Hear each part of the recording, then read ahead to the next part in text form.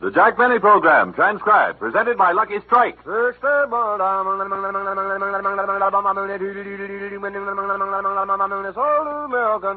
Light up a Lucky Strike, friends, and enjoy the smoother, milder smoking that only Lucky's fine tobacco can give you. From first puff to last, there's never a rough puff in a Lucky. For you see, LSMFT, Lucky Strike, means fine tobacco. And in a cigarette, it's the tobacco that counts. That's why at market after market, the makers of Lucky Strike consistently select and buy fine, light, naturally mild tobacco that guarantees more real deep-down smoking enjoyment for you. Puff after puff with never a rough puff. And remember that the tobacco experts, men born and bred in the business, choose Lucky's for their own personal smoking enjoyment. Yes, a recent survey shows more of these experts, auctioneers, buyers, and warehousemen, smoke Lucky Strike regularly than the next two leading brands combined. So take a tip from the experts and smoke that smoke of fine tobacco, Lucky Strike. Every puff of the way, you'll get more real deep-down smoking enjoyment with never a rough puff. Yes, you'll enjoy a smoother, milder, truly finer cigarette. Lucky Strike.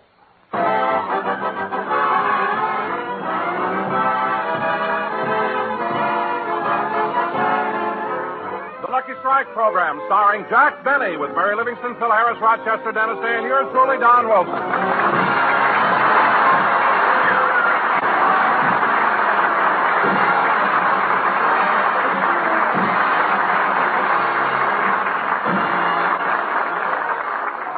Ladies and gentlemen, in a few hours, Jack Benny and his entire troupe leave for New York to start off the campaign for the National Heart Fund. So now, let's go out to Jack Benny's house in Beverly Hills. Well, Rochester, it won't be long before we're all packed and on our way to New York. Yeah, that lovely suburb of Harlem. Hey, Roch, did you cancel the newspaper and leave a note for the milkman? I haven't had time, boss. I've been answering the phone all morning. The phone? Uh-huh. Luella Parsons, George Fisher, Sheila Graham, Henna Harper, they all called. You know, Rochester, when you're a big star like I am, you can't make a move without the columnists knowing about it. I don't know, boss. They sure were surprised when I told them you were leaving for New York. Surprised? Why? They didn't know you were back from Europe.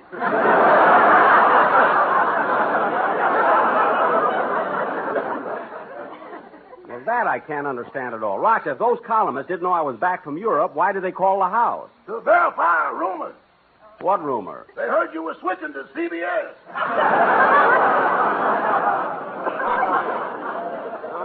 What? But yesterday, Erskine Johnson scooped them all. He did? Yeah, he found out you were the walking man. Look at Rochester. That was 3 years ago. Well, you know how it is, boss. When you're a big star, you can't make a move without everybody knowing about it. I guess so. Well, Rochester, have you got all my things packed? Uh-huh. You know, boss, it's great to be a radio star. You get to travel a lot and see so many different places. Well, I do get around a lot, but nobody travels as much as Bob Hope. He's the only man I know who keeps a change of underwear in his wallet. He has to unzip and then unbutton to get to a $1 bill. Not only that... Boss, you haven't got time for a routine. That's right. Now, Rochester, don't forget to write a note to the milkman telling him we'll be gone for a couple of weeks. Yes, sir. By the way, the man from the pet shop called about the parrot. He said the lowest he can keep her for is 75 cents a day. Shall I take Polly over to him? No. I already took Polly to another place. She'll be well fed and cared for. Good. Now, put this in the desk and be sure it doesn't get lost. When we get home, we'll need it to get Polly back. Boss, a pawn ticket.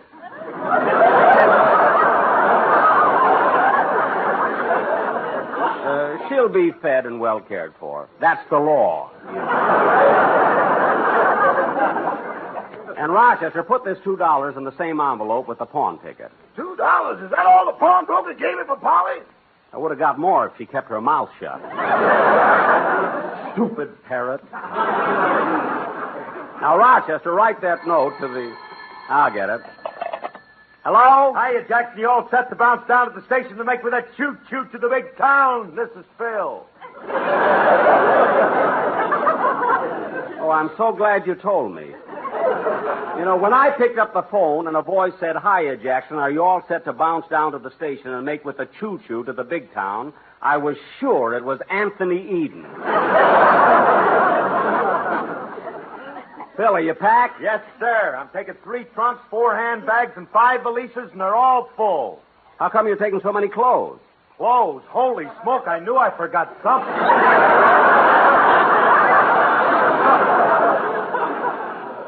Oh, for heaven's sake. Phil, you're the only guy I know whose luggage has labels inside and out. Why take all that liquor to New York? They're short of water. Oh, gotta have something to bathe in. Well, Phil, if you're going to bathe in it, I wish you'd take champagne. I can't think of anything more exciting than Phil Harris sitting in a bathtub surrounded by millions of dancing bubbles. Gad, what an idea for a calendar. Yeah. Well, Phil, I haven't got much time. What'd you call for? I want to ask you, Jackson, is it all right if I take Sammy, my drummer, along? Sammy, your drummer? Well, what do you want to take him to New York for? Well, he's been corresponding with a girl there, and he'd like to get married. Oh, childhood sweetheart? No, they met through a Lonely Hearts Club. Oh. He sent her a picture of Clark Gable, she sent him a picture of Lady Ashley, and it was love at first sight. Gee, that's sweet. But, Phil, when they meet each other, won't they be disappointed? What do you mean? Well, I don't know what the girl looks like, but Sammy, your drummer, certainly doesn't look like Clark Gable. Oh, I don't know, Jackson. Paint a little hair on his head, put a mustache on him, and you can't tell the difference.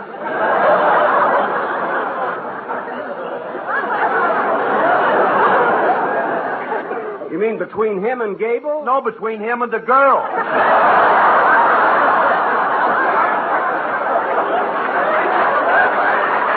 Well, that's what I thought.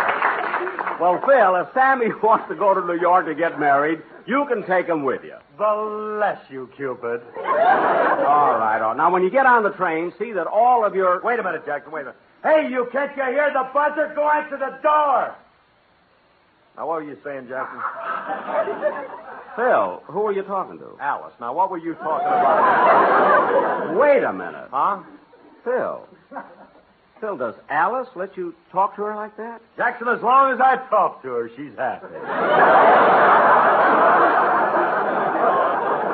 Well, now I've heard everything. So long, Jackson. Goodbye, beautiful. Well, there's the biggest ham I've ever known in my life. If he was half as good as he thinks he is, he'd be twice as good as he is. Now, Rochester, what kind of a joke was that I just said?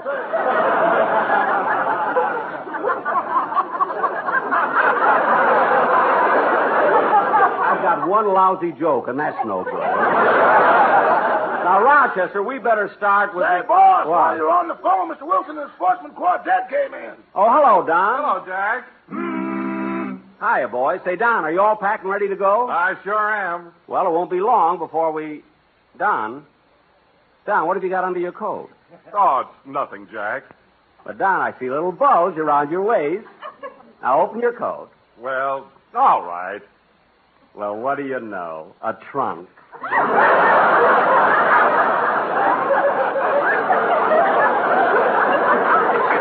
I remember their ad. Oshkosh luggage, curved to fit your stomach. Don, how come you stopped by here? If you got any spare time, you should be working on a commercial for New York. Well, that's why we dropped in, Jack. We've got a terrific idea for a commercial. For New York? Yeah, get this. Take it, boys. N is for the neon lights on Broadway. E is for the elevated train. And how they roar. Fellas. They ain't got there. Ain't got this. Y is for the why. It doesn't rain. Wait a minute. Hold it. Wait a minute, fellas, hold it. Who wrote that? Nick Kenny? For heaven's sake, Don, that isn't what I had in mind at all. After all, we're going to New York, a hustling, bustling city.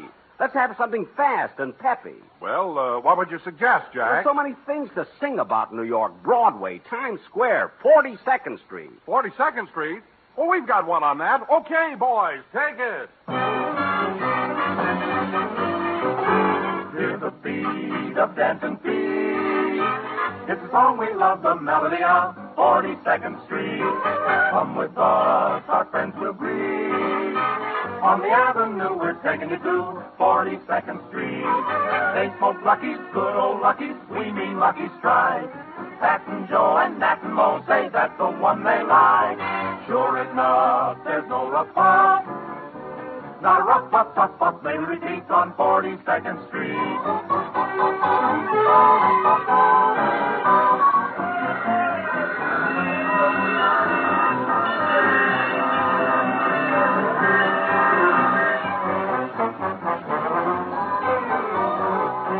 They smoke Lucky's, good old Lucky's, LSMFT. Need we say more? Lucky's pay more? Yes. Lucky's pay millions of dollars more than official parity prices to get light, right tobacco for your cigarette. Oh, come with us, our friends to be. On the avenue, we're taking you to 42nd Street.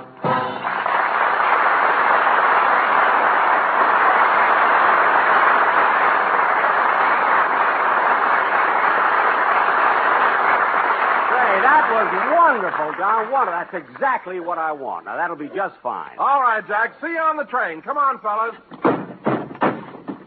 Don, you dropped your trunk. Oh, yes. Gee, it is curved. Well, so long, Jack. So long, Don. Now, Rochester, send for a cab. I'm going to pick Miss Livingston up on the way to the station. I know Phil is packed and Don is, but Dennis, I always have to worry about that kid. I wonder if he's finished packing yet.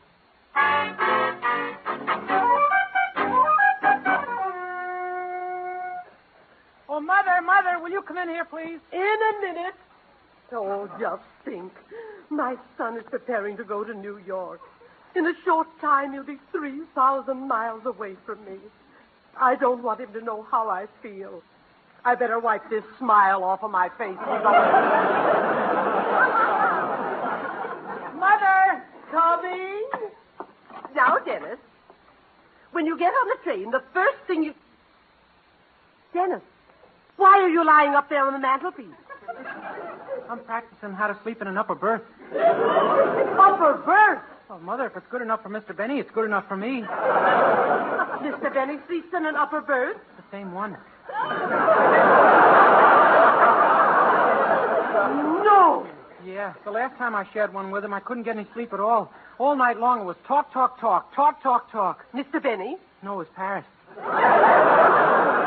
His Paris?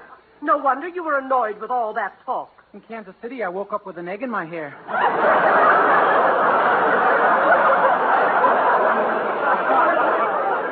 What a man. Imagine you and Mr. Benny and a parrot in an upper berth. Oh, it was worse when he had his polar bear. Oh, Dennis, if Colgate would only start paying you, you could quit that gray-headed old schnook. No, Mother, I'd never quit Mr. Benny. He made me what I am today. Dennis, let me ask you something. What are you today? I'm a very popular tenor. That's what I am.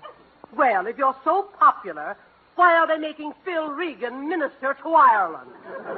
Because his mother came from there. What? Now, Dennis, you know what song you're going to sing for the New York show? Yeah, and I'll rehearse it tonight on the train when I'm in the upper berth.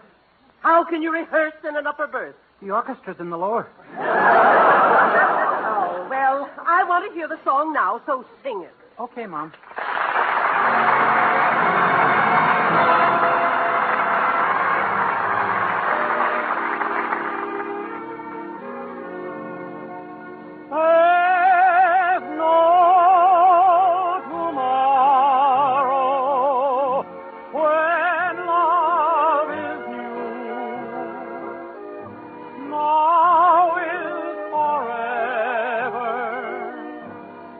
Love is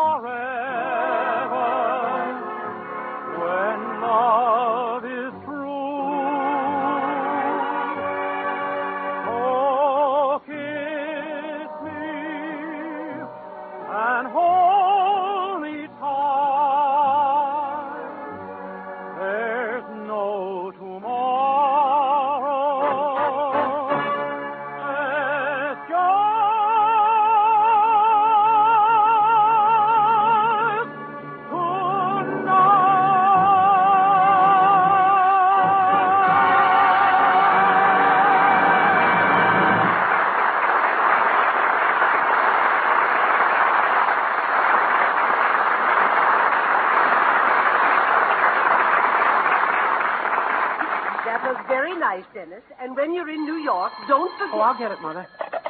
Hello? Oh, hello, Dennis. Are you all packed and ready to leave? Yes, Mr. Benny. Good. I'll see you on the train. Goodbye. Goodbye. Oh, Mr. Benny, What? if you bring the parrot, cut her nails. They scratch.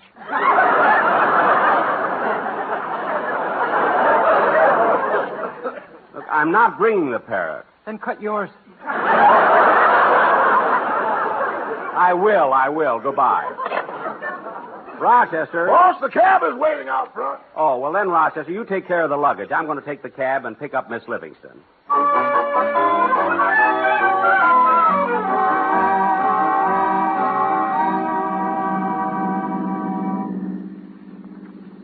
Well, Mary, we're almost to the station. In no time at all, we'll be New York bound. Yeah.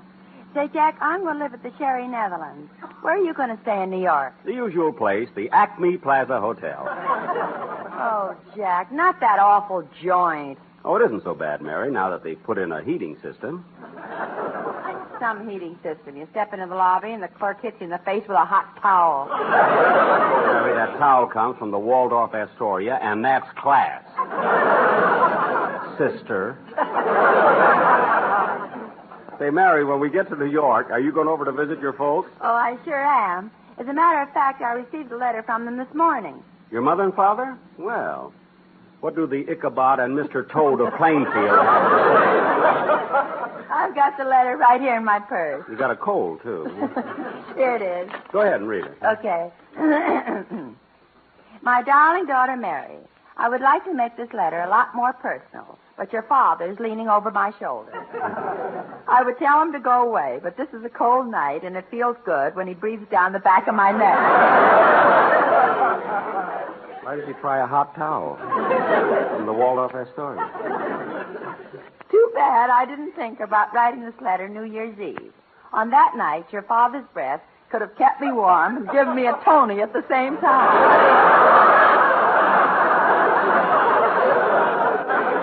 You sound a little like Andy Devine. I just want to show George I'm working good tonight.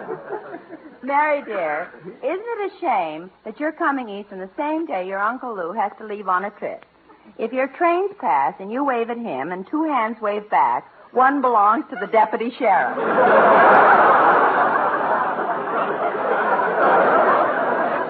Oh, in again, huh?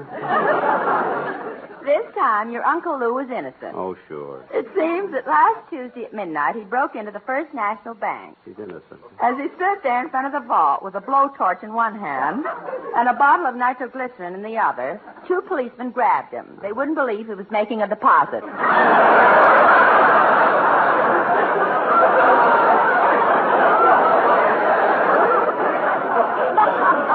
Oh, that's a tough break for the kid. When they brought him to court, your uncle pleaded his own case and was acquitted of the charges. Oh. However, they gave him 10 years because during the trial he had his car parked in front of a fire hydrant. If he'd have gone on a bicycle, he'd be a free man today. But, Mary, I want you to know that when your uncle arrives in Alcatraz, he won't be an ordinary prisoner. They've given him an unlisted number. So much for Uncle Louie. So much for... Jack, stop reading over my shoulder. Oh, I thought I saw something about your sister, Babe. Oh, yes, here it is. I'll read it to you. Mary, here's the most exciting news of all. Your sister Babe is going to get married to some drummer named Sammy.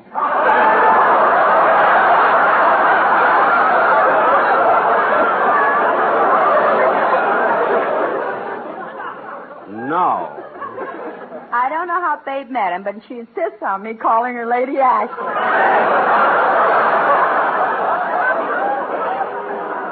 Well, I'll be darned. Is that all, Mary? Yes. Well, we'll be at the station pretty soon. Jack, how much does it... Oh, never mind. What is it, Mary? No, never mind. You were going to ask me something. What is it? Well, how much does it cost to ride in a taxi from Beverly Hills to the Union Station? Now, isn't that funny? I was curious, too, so I checked with the company, and it cost $1.85. $1.85? Yes, they even itemized it for me. See, in order to operate a cab over that distance, they figure it this way. Gas, 32 cents. Oil, 6 cents. Wear and tear on tires, 9 cents. General repairs, 12 cents. Insurance, 29 cents. Leaving a total of 97 cents which goes to the man behind the wheel. I wondered why you were driving.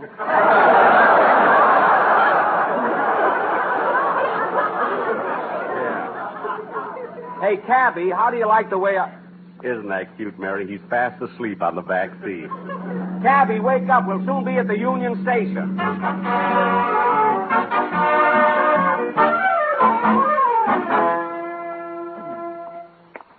Well, Mary, here we are at the main entrance. First thing I'll do is check my bag, and then I'll... Jack, what'd you stop for? Mary, as much as I like to travel, I just hate to walk into this station. Everybody who works in there drives me crazy. That train announcer, the man behind the magazine counter, the ticket agent. Everybody. Well, Jack, nobody else seems to have any trouble. It could be your fault. How can it be my fault? I never do anything but ask them straight questions. Well, let's go in and get it over with. All right. Well, go on, Jack. Go validate the ticket. Okay. Don't push me. Well, here's the ticket window.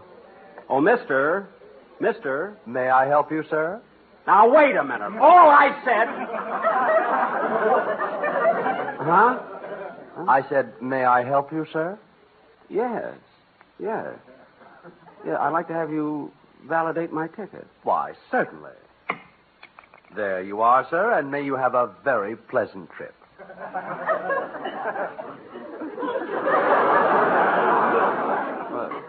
Thank you. By the way, where's the other fellow who used to validate the ticket here? Oh, Mr. Nelson, he isn't here anymore.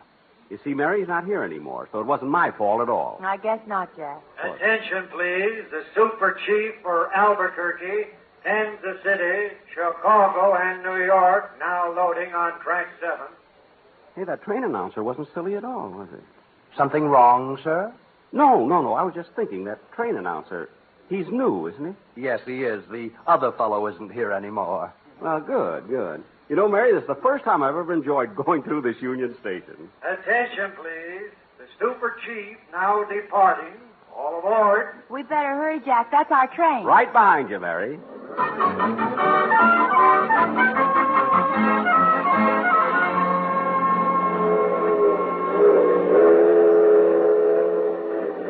Well, Mary, we're on our way to New York. Rochester's on the train, and I hope the whole... Hiya, Jackson. Oh, hello, Phil. Hello, Mary. Hello, Dennis. You see Don? Here I am. Well, we're all on. And Jackson, I want to thank you for letting me take Sammy along. He's on the train, too. Good. You know, Jack, this is the first time we've ever started on a trip with you being so happy. Well, why shouldn't I be? For once, I got on the train without running into a lot of crazy people. I got a nice compartment here, too. Hey, look, we're pulling into Pasadena. That's right, kid. We stop here for 10 minutes. Hey, Jackson, how about a game of gin? Okay, Phil, get out the cards. Jack, while we're stopping here, I'm going to step off and get a magazine. Mary, you stay here. I'll get one for you. Phil, deal the cards. I'll be back in a minute. Yada-dee-da-dum, da-dum, da-dum, da-dum. Gee, they got a nice station here in Pasadena. See, where's the entrance? Oh, here it is. Let me see. Where's the magazine counter? Oh, there it is, over there. Yada-dee-da-dum, da-dee-da-dum, da-dee, da-dee-da-dum. Oh, Mister.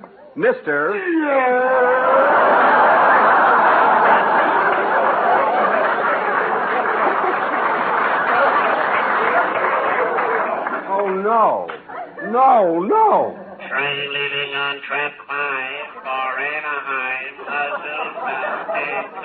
Coming down. Not him, too. Look, Blue Eyes, you want a magazine or don't you?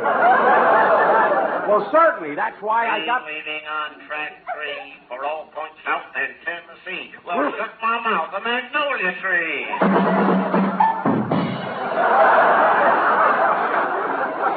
Oh, for heaven's sake. Now calm down and tell me which magazine you want. I'll take this one right here, Coronet. Put on your glasses. That's a phone book. A phone book? If a man answers, hang up. Look, if you don't stop being so crazy, I'll report you. Crazy? Me? If you're not, why have you got that flower stuck in your ear? Oh, is that still there?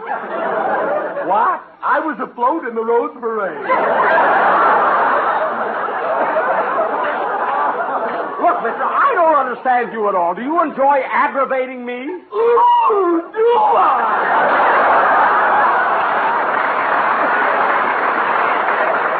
Well, up. Give me a magazine, any magazine. My train leaves in 5 minutes. Good. I couldn't stand you any longer. Oh, nuts. Train now leaving on track 8 through Illinois to New York State. South Pacific and Kiss Me Kate. Sammy, get back on the train. And that's what I better do, too. Hey, Jackson, you better hurry up. We're pulling out of here soon. Coming. If I didn't have so much trouble here, I'd have been there. Hey, Bud. Bud. Uh-huh. Come here a minute.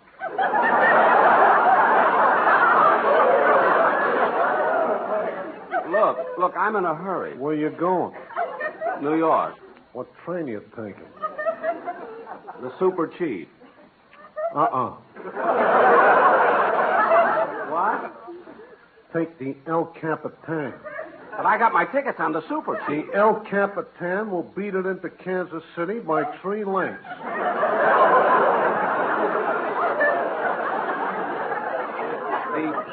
The El Capitan? Get a load of that position. It's on the rail. What? And look at the breeding. It's by Santa Fe out of Los Angeles.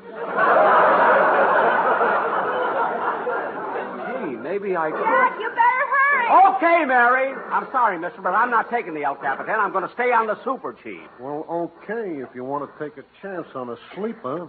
You're darn right I do. Hey! Coming, Rochester, coming. Jack, hurry. Faster. Don't worry, Mary, I'll make it. There, I'm on. Oh, Mr. Nelson. Yeah. He's on the train. So he is. Now, you all packed? Uh-huh. Well, then let's hurry and get to the airport. Ooh, will he be surprised when we greet him in New York? Oh, really?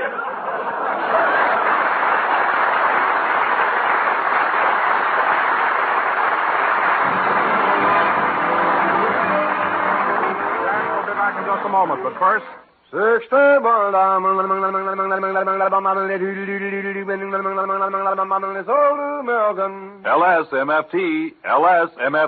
Yes, Lucky Strike means fine tobacco. Ripe, light tobacco that guarantees there's never a rough puff in a Lucky. For you see, at market after market, the makers of Lucky Strike consistently select and buy light, mellow leaf that gives you a smoother, milder, altogether finer cigarette every puff of the way. No doubt about it, friends. Lucky's give you more. More smoothness and mildness. More real, deep-down smoking enjoyment. So light up a Lucky and enjoy the mellow taste of truly fine tobacco. From first puff to last, there's never a rough puff in a Lucky. Good reason to make your next carton Lucky Strike. So round, so firm, so fully packed, so free and easy on the draw. Ladies and gentlemen, next week our program will originate in New York City, where we open the American Heart Association campaign. Good night, all. Be sure to hear Dennis Day and A Day in the Life of Dennis Day.